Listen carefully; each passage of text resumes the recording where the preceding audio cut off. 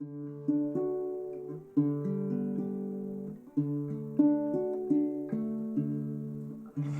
the Sports Wrap. He's George. I'm Ringer. Welcome to it, boy. We're cruising through. We are cruising through. And it's. I want to start with the Kentucky Derby. You know, isn't that something? Something. It's everything. Well, it's never happened like that before, but that was wild. And as wild as watching it live was, I mean, because you didn't know what was going to happen, it's even wilder to go watch it on the replay with the drone up above, or helicopter, I'm sure it's a drone, and they're over the top and they got him, the horse is marked. And Rich Strike is what? 15. He's 15th place. Yeah. He's 100 feet, 150 feet behind, whatever it was. And I mean, that's right before the stretch. And then he flew like a rocket, which his name should have been. Wow, it was stunning. He was coming up on the rail, and I'm like, he's going to run out of gas. Oh, heck no. He was pulling away. And every jockey that he was passing by, like, what is that? What is that? What? No. He took an inside cut and got along the rail. And as soon as that happened, he was wide open. But I mean, a halfback couldn't have cut inside as much as he did. That was beautiful. It was beautiful. And then, of course, the aggressiveness after the race when he's getting the cool down run and biting at the other horse. Yeah, I think he's barely. I called it roid rage. I'm not saying that he was on roids, but geez, it sure seemed awfully funny that things went the way they did. But congratulations, it was fun, it was awesome. People are talking about horse racing, and it was just announced. It's 2:07 on a Thursday afternoon. It was just announced that the Rich Strike, the Kentucky Derby winner, will not be running at the Preakness. No, I think I think those guys were so shocked that they not only made it in it, but then won it. So I'm not surprised that and besides it's a longer track, and he might get blown out. Well, the way they were talking, and I thought I heard this, and I thought I watched it because I didn't get to watch a whole bunch of it, but they were saying that 1.5 miles is more his race. Okay. At the Belmont in it'll be 4 weeks from now, and so we'll see what happens. Like I said, people's tongues are wagging about horse racing.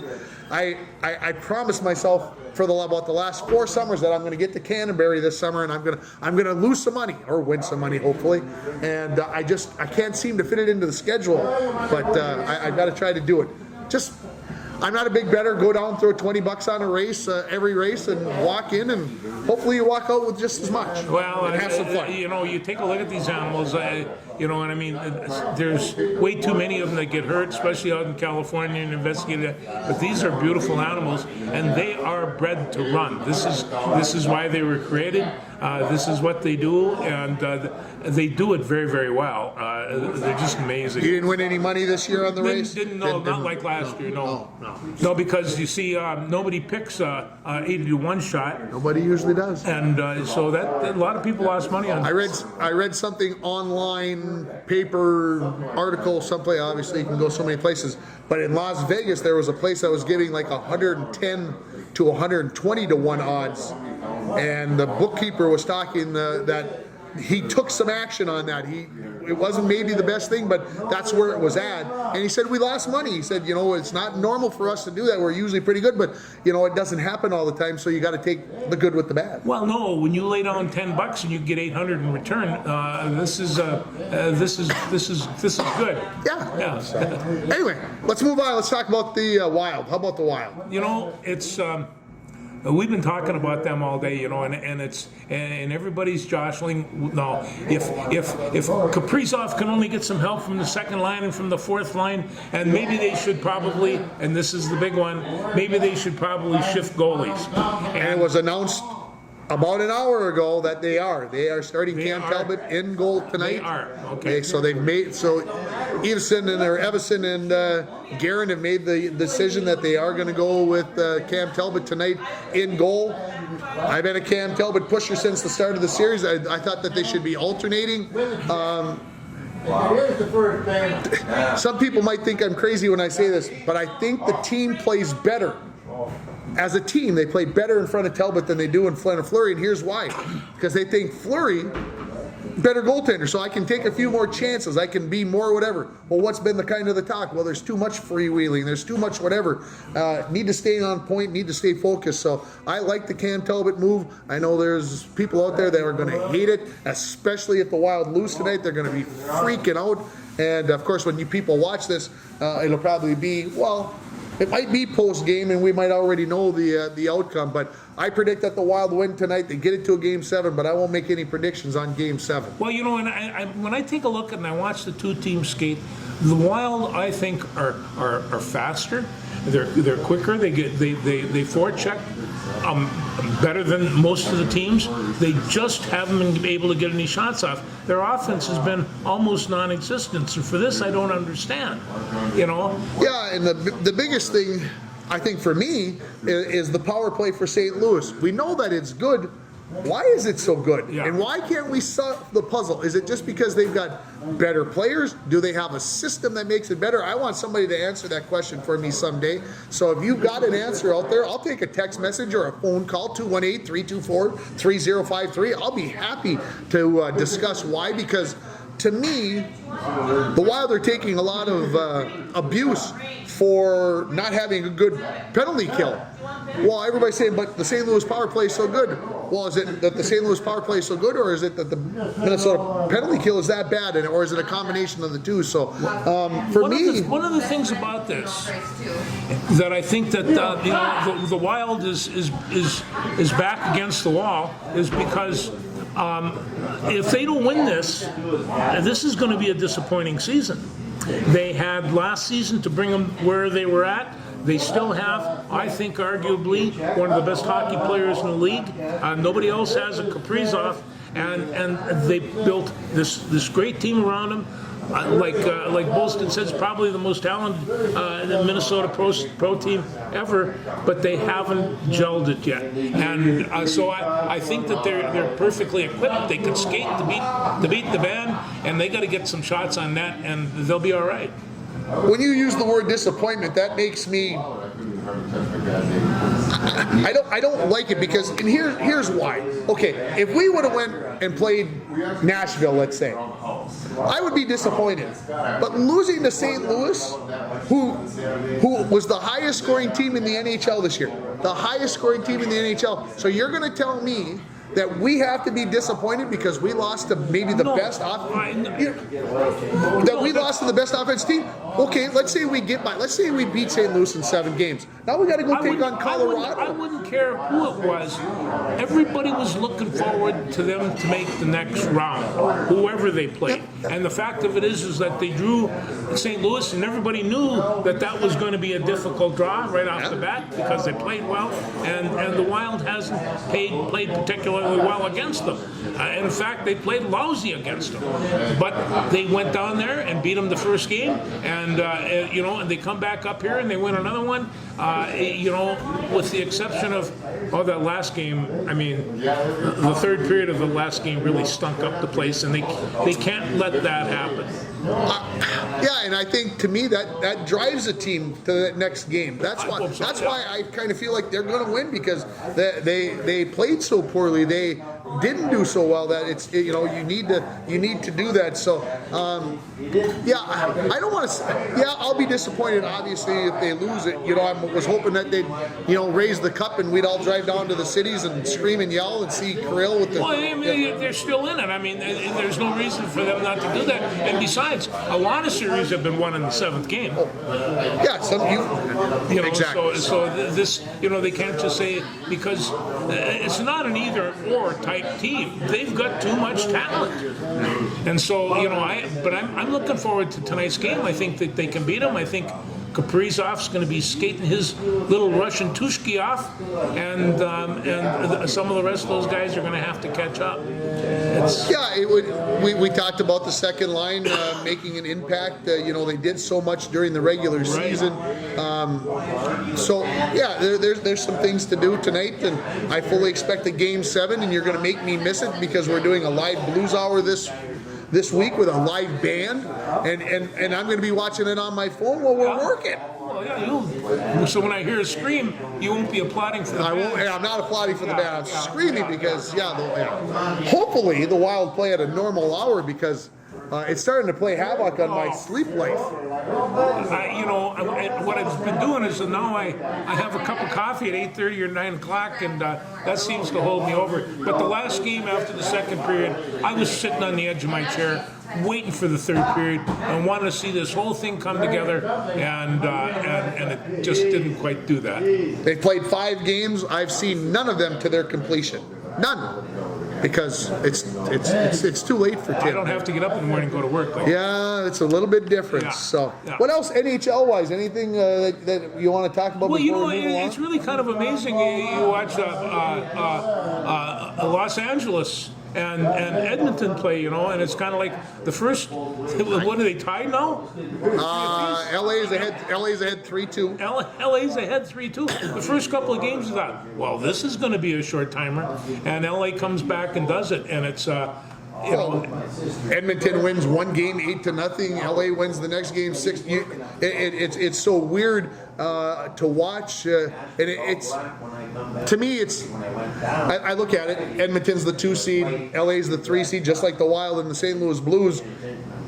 But Edmonton has surprised me that they didn't put LA away. I thought they would do it. They were my pick, and of course Colorado absolutely snapped Nashville right in the mouth and took that series away from them. And Calgary and Dallas looks like it's a low-scoring affair. Kind of like the first 1-3 is going to win, and then out east, I don't know what they're doing. If you fall behind by 3 goals, that's how you come back and win with Florida, and the Rangers came back from 2-0 last night.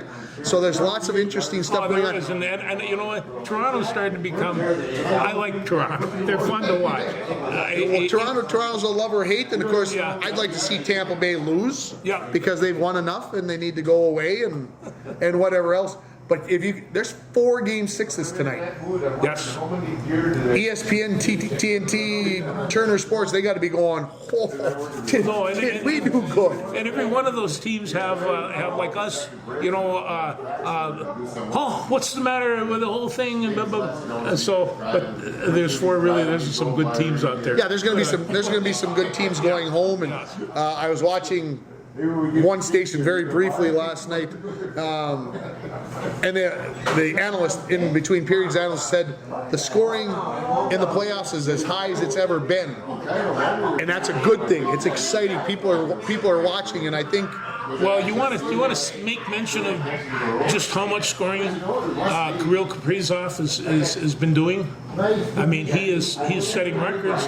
If he got another series, it's how many games they'd have to be. He'd blow that record right out of the water.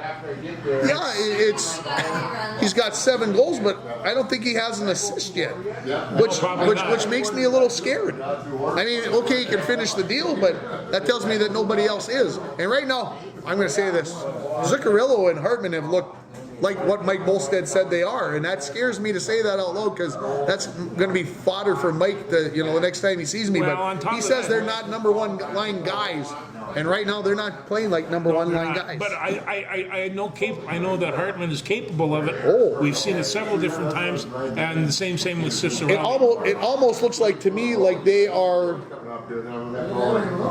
waiting for Kirill to do something instead of engaging and going and doing it. They're kind of waiting for something to come. Does anybody else have more than 1 goal? I don't think so. I'm not sure about that. That's a great question. Yeah. So anyway, NHL has been fun. Like I said, they've had 8 series going on. 7 are still going on that are going to make it to a Game 6. That's that. Like I said, that shows you how competitive it is. And if it goes to a Game 7, I don't want to hear anybody bashing the Wild or anybody else about losing in Game 7. You got 7 games. Because me and you we're gonna go. All right, you want to talk a little NBA? We can talk some NBA. What do you want to say? I want to say this. Okay, I admit I had very little time last night to watch. And what did you watch? But I watched the end of the Milwaukee-Boston game. If you didn't see the last 25 seconds of that game, oh my. Did you see Drew Holiday, what he did? Drew Holiday was defending somebody else. Another guy drove past him to the basket. He goes up, blocks it, and doesn't knock it out of bounds. He catches it before it goes out of bounds, lands about this far away from the line.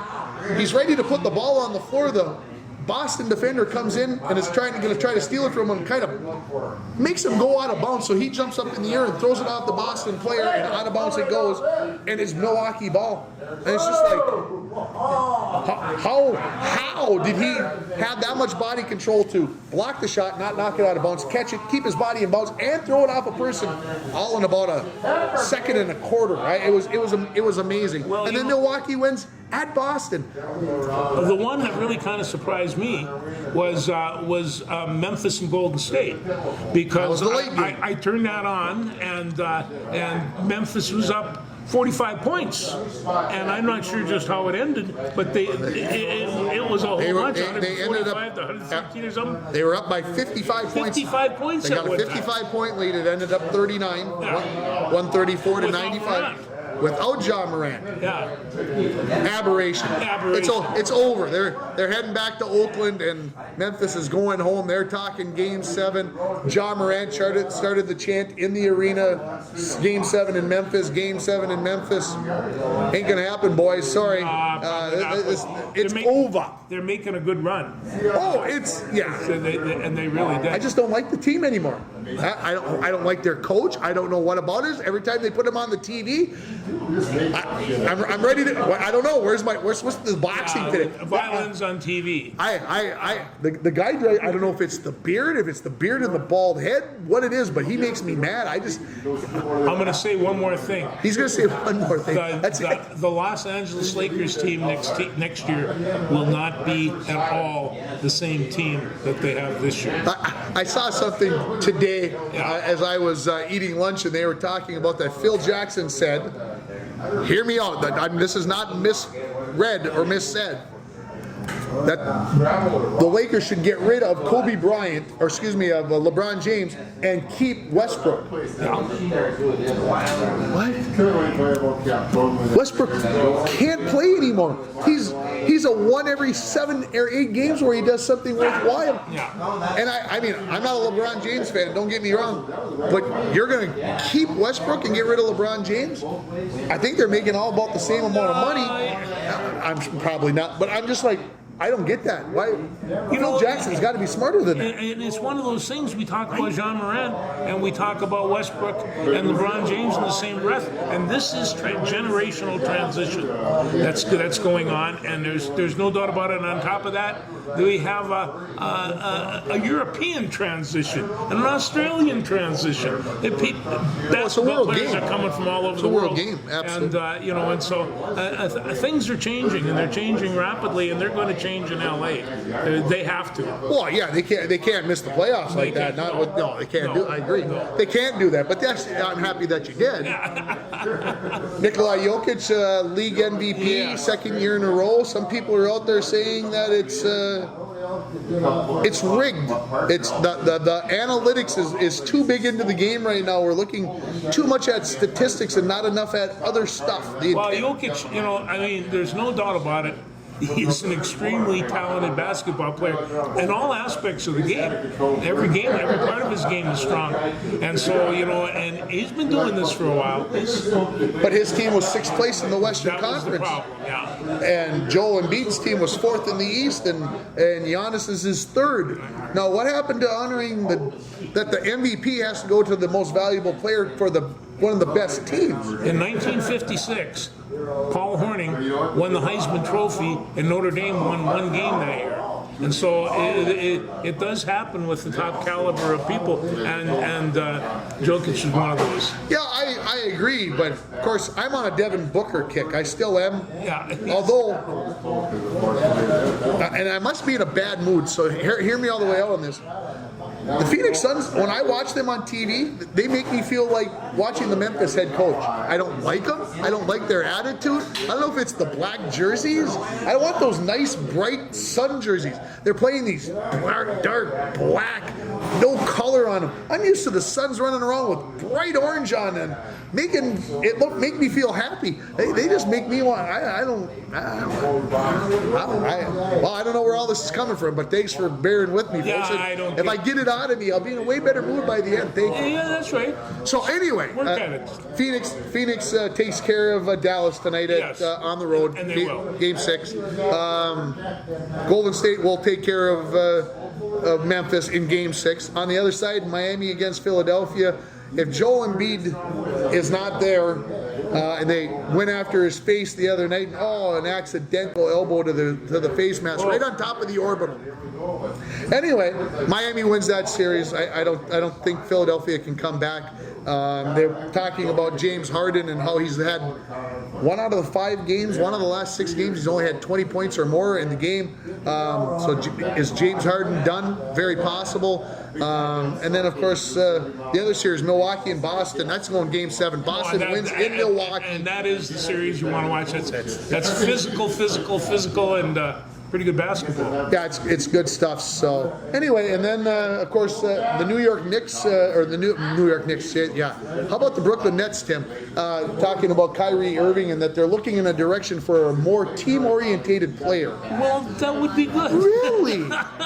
Really? That's important to winning? You got to have guys who like each other and are willing to sacrifice for the team? Really? About the only thing that it worries about I thought these you could guys just sell your soul to the devil. But these guys, they come out and they develop an attitude for themselves and flip off the crowd and they do all the rest of this stuff, And the fact of it is they're turning it into professional wrestling type things. And I don't say that with Gable Steveson, but they're turning it into a show. And it's like I'm watching hockey the other day, and I thought, after every stop of action, the rock and roll starts, and it's just like, do you have time to eat a piece of popcorn and talk about the last play? No, you got shout screaming over the speakers. And, Got to keep everybody entertained, baby. It does. You got to keep them entertained the full time, And it's otherwise you're not doing it. Yeah. And they better be getting their full $250 worth for what they're paying for those seats. I can't argue with that. I noticed the radio station hasn't given us any tickets, so. Yeah, wouldn't that be fun? Wouldn't that be fun? It would be fun. I go do that. Yeah, it would be fun. So anyway, basketball. So we're all done there. We pushed that aside. Yeah, we can. Okay. What else you got on that sheet of paper? I've got. Let's talk about the Twins. Okay. They're getting hammered again this afternoon. It's only 11-3, George. Come on. I see they're getting hammered again this afternoon, and is that? Oh, it is, isn't it? It is 11-3. That's not what time it is. That's the score, folks. So they got to play. They're playing Houston again tomorrow, and then they have. No, they got Houston today. And then the 3 games against Cleveland. Possibly. Yeah. After COVID hasn't gotten too bad for Cleveland. No, I want to talk about Josh Naylor. He does want to talk about Josh Naylor. Yeah, I watched him play, and I couldn't believe this guy. He was entering the dugout after he hit the last grand slam. He pulled his hair off. His hair was just going. He was a wild man, and I thought, I'd like him on my team. That's what I figured. I was just going to say. There's George's kind of player right there. Yeah, he really was. Cleveland's going to come down. They are hitting the ball well. The Twins are 2.5 games ahead in the division, and and Houston's an awfully good baseball team. So yeah, people are going to start. I've already heard it. The Twins, they can't play with the big boys. Oh, okay, that's very possible. Did anybody say that they could? I don't remember saying that the Twins were going to win the World Series. I don't think anybody went into this. So the fact that we may or may not lose 3 games to the Houston Astros, hey, it happens. I don't know. I honestly don't believe that people expected the Twins to win a World Series. And I don't know if people I don't think people expected the Wild to win the Stanley Cup. It'd be great if they did. I don't think people expected the Wolves to do. So this is actually the best winter of sports I can remember in a long time. Absolutely. Yeah. So what I'm getting at here, folks, is we didn't expect the Twins to be the world beaters. Would we love them to beat the New York Yankees and the Toronto Blue Jays and everybody else? Yes. But I don't think it's the team that's going to. This team hasn't got enough talent to do that. So let's take the good, celebrate it. Let's take the bad and go, all right, tomorrow's another day and let's move on. But the Twins... Munir Cano. Yeah, Yeah, he's a pitcher. And He I think is. he got the pitch today. he did get the pitch today. Did he? That was he gave his- up 3 earned runs and 2 to third, I think. Oh. He looked very good. First inning, he went 1, 2, 3. That was, and then that's his debut. that's his debut. Yep, From Cuba. from 28-year-old, and he's got a 99-mile-an-hour fastball, and again, I think a guy that is still working into shape, and we'll see how things pan out. Of course, he was getting ready to make his major league debut last night, and just as he was about ready to throw the first pitch, Down it came.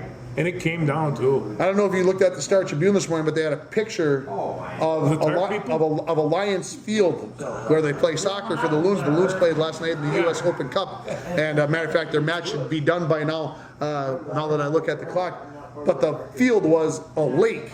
I mean, the drainage could not keep up. That's how hard it was raining in Minneapolis and St. Paul last night. Yeah, that slows down your sports, that's for sure. It does. Yeah. So anyway, the Twins. I mean, like I said, they're Well, they're they are, sitting and right there. considering, I'm in Korea, and Larnach and Sano are all injured, and they still have people to kind of pick up the pace. As long as we keep Braxton on board and some of these young guys, there's always a chance that they're going to come in and start doing well. They are going to miss Larnach because he got some key hits, and he's Well, in Korea, he gets the middle finger hurt, and then well, they got Jose Miranda come on. Oh no, Rice Lewis. Rice Lewis comes in to play for the shortstop, and Jose Miranda comes and plays first base. So they were having nice seasons with the St. Paul Saints and getting brought up, and a good experience for them. But when those players come back, they'll go back to AAA, and they'll just go. think of you're a manager of those Saints, and all of a sudden you come for your lineup card, and 4 of your top skills, they just went over to Minneapolis. Bye bye. Yeah, you know that you're going in, but then you suck somebody up from AA, That's right. and you fill them in with those good That's players. just the way it works. Twins just ended up losing by a final of 11-3, so we'll get game 2 started here in about 30 minutes, and hey, let's win one. That's all you gotta do. Next game up. Yeah, if you got 1 out of 3 from Houston, you should be happy. Do you know what tomorrow is? Saturday. No, tomorrow is Friday, but you know what else it is? Friday. You see, retirement. It's awesome. Tomorrow is Saturday. Every night's a Friday night. It's a Friday night and a Saturday. Yeah.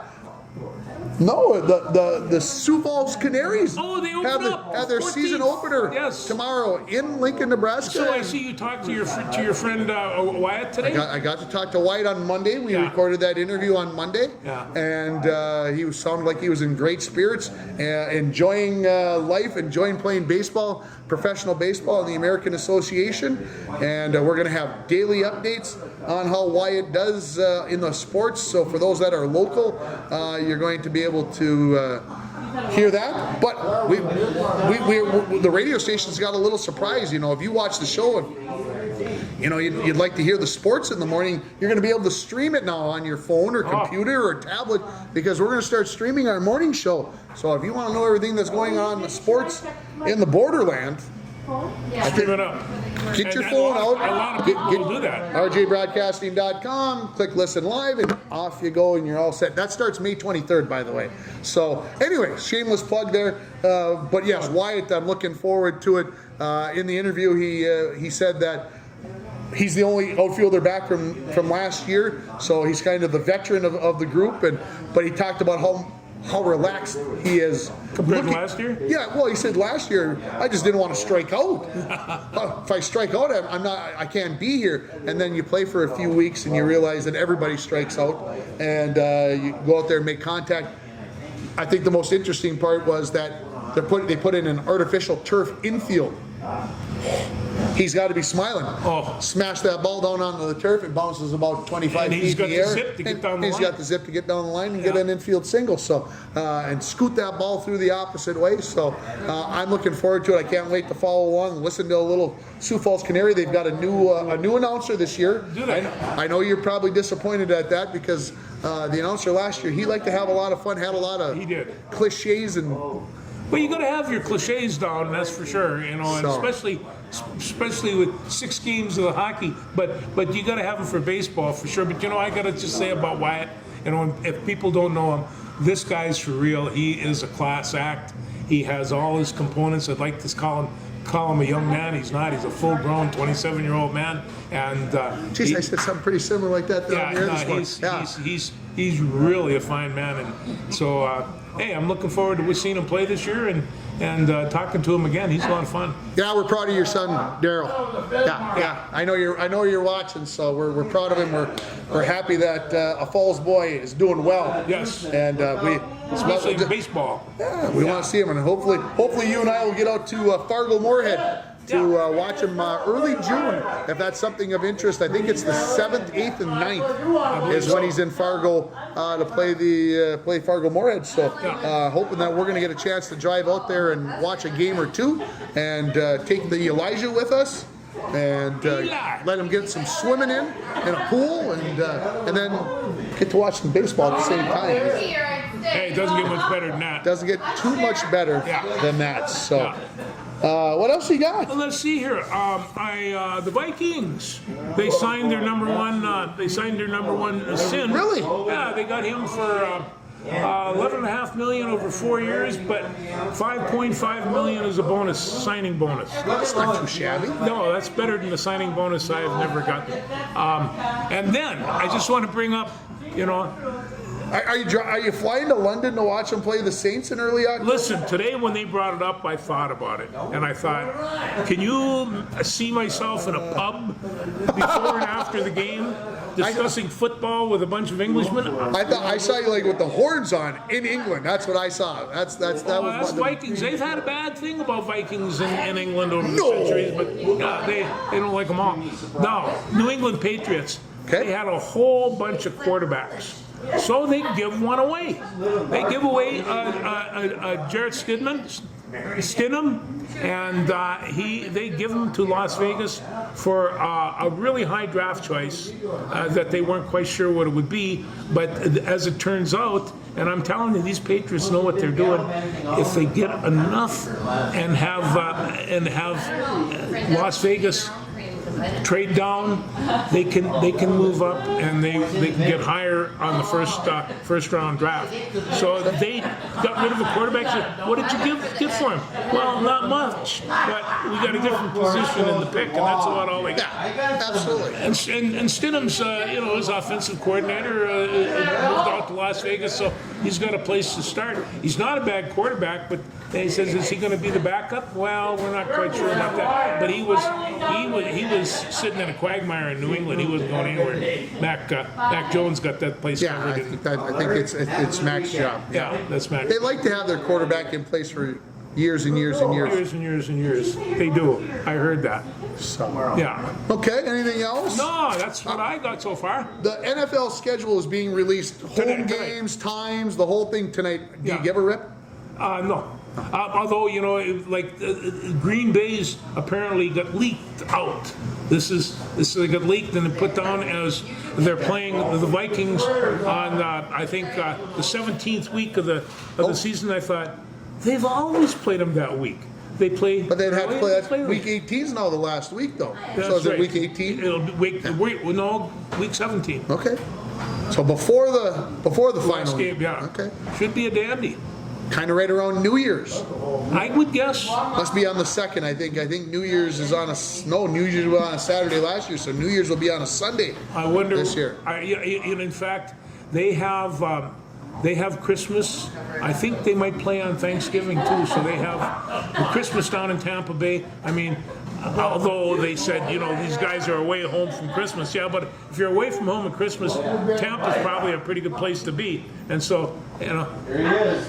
I'm not so against all of that about playing on Christmas. I get it. You're away from your family, but my in-laws, we never celebrated Christmas on Christmas. It always got celebrated like on the 27th because you were working around work schedules and everything else.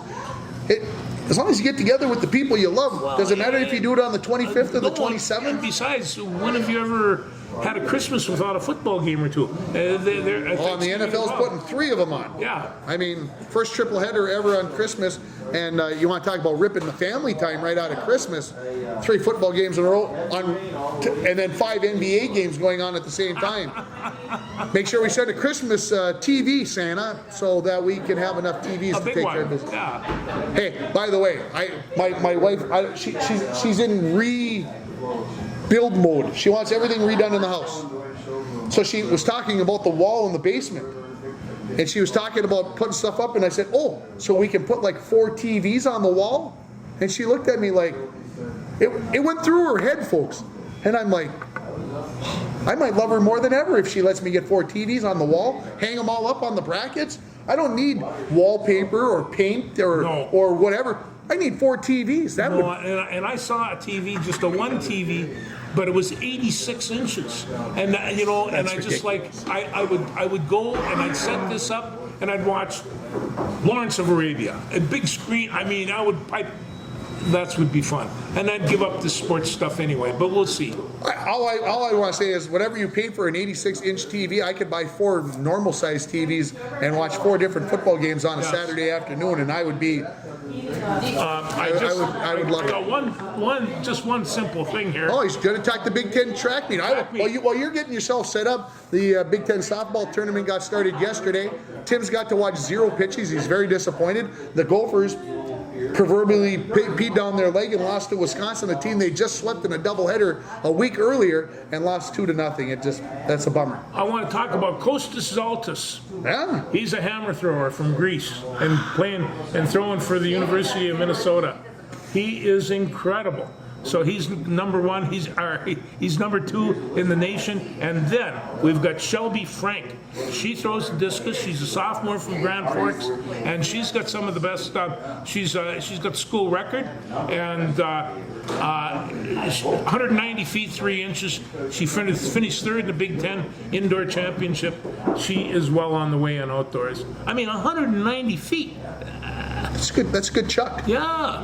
If you ever wanted to smack somebody, she could smack pretty good. Gopher Women almost favored to win the title. They won the cross country. They won the indoor title. They're looking for the Triple Crown, the three-peat of events. Well, Bethany Hazaz is the Big Ten Women's Athlete of the Year from cross country. And so these ladies can really run. They can really scoot. Wish I could be down there. It's at the University of Minnesota, and it's a shame that Tim is not going to be there. I tried to figure it out on Sunday how I can make it all work, and it's impossible. We've tried this whole being in 2 places at one time. Can't do it. Can't do it. You should have been twins. I told you that. I don't know what to make of it. No. Anyway, Gophers track me. Oh, I know what I was going to say. I think a couple weeks ago, I don't know if we shared on the show, but there's a kid from the cities, a football player who's going to go play football someplace. Anyway, he threw the shot put 64 feet 5 inches. Now, if you don't know anything about shot put in high school, that's a good put. That's less than a foot short of the all-time record. Yeah. On Tuesday, a girl from Rosemont, Ava Cinemo, I hope I'm saying her name somewhat close to correctly, she set the state all-time triple jump record. 41 feet 6 inches. What are the kids in Minnesota doing these days? 41.6. Okay, I'm being serious. No whatever to the girls from northern Minnesota, but if you would see a girl go 35 feet in northern Minnesota, you'd be going, man, is that good? 41 feet, that's 6 feet. Anyway, and then you've got a pole vaulter from Pine Island who's going after the all-time. He might go over 16 feet this season. 16 feet in the pole vault. These kids are just pouring out of the state right now. It's incredible. It's amazing, and I can't wait. The playoffs coming up here. We're less than 2 weeks away for playoffs for softball. Track and field subsections is 2 weeks from today. Baseball gets started less than 3 weeks. Golf is all at the same time. Pretty soon we're going to be sitting here in the doldrums of summer. That's what we will be. That's where we'll be. Anything else you want to talk about?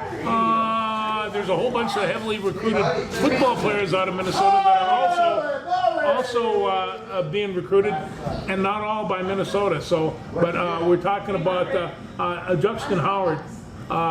He's from Cooper, defensive end. I think he might be the #1 defensive draw. He's 6'4", 245, and my friends down in the city say this kid is an incredible athlete. Like, could be a gymnast if he wasn't so huge.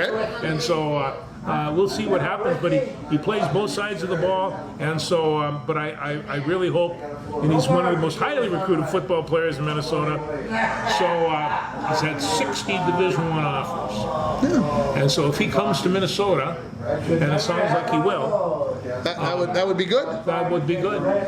I agree. Yeah, PJ is doing well. If he gets him, we'll see how it goes. Bob Lanier. Bob Lanier died, 73 years old, from St. Bonaventure, I believe. Okay, I do not know. And when he came in, you know, he was 6'10". He was big, but he had size 18 shoes, and so he had some of the biggest shoes around him. You'd take a look, and he was a very easy-going guy. Not that easy going on the court, but he'd laugh about that. How'd you like to have to wear these, you know? Bob Lanier, that's too bad. He was a really super guy. And Tony Miller, former Bronco head baseball coach, passed away a couple of days ago. I did not know that either. Tony And was a very good friend and nice guy. Tony was the head baseball coach for 27 seasons, 27 years. from 1967 to 1993. Almost had 200 wins during that stretch. And so condolences to the family there. Yeah, the Millers are. That's quite a crew. So, what else? Anything else? Geez, we're going to be done in 40 minutes. Isn't that something? Shortest show ever. That's okay. Oh, we got to get and broadcast a baseball game. The weather's holding off out there. It is. Everybody kept telling me there's no chance this game is going to go off today. We're going to go and we're going to get set up. We're going to try to Who are they playing today? The Bronco boys baseball team is playing Greenway Nashua Kiwat. They are combined together. The two teams played about 10 days ago, and Greenway GNK won 9-3, but scored 5 runs in the first inning, and then it was pretty even from there out. So we'll see. Well, Greenway's has a strong baseball tradition, and it's always nice to beat Greenway. But then you bring 2 schools together, and all of a sudden you got that competition. And it usually makes for a pretty good team. We'll talk more about the playoffs, high school-wise, coming up next week, and we'll go from there. Hey, I'll tell you, we made some other friends after the last Hall of Fame reunion, and they're watching this show. There you go, Jake. Thanks a lot. Thanks, everybody, for watching.